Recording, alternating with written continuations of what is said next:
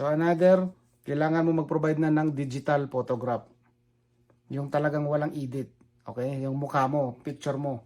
Pagpunta lang naman sa sa Photoshop, puntahan nyo lang, para Canada to, pang Canada na picture. No edit. Alam na nila yun. Kasi yun lang ginawa ko sa Saudi. Naghanap lang ako ng Photoshop. Sabihin ko pa nga, para pang Canada, alam na nila yun. Yung size nun. Okay? So ilalagay natin dyan. Okay? So copy of your identification pages on your current passport. Lahat po ng may mga stamp ng inyong passport, sa current passport, isisend nyo po yun, isascan nyo, isisend sa kanila. And then another, pati ang inyong previous passport.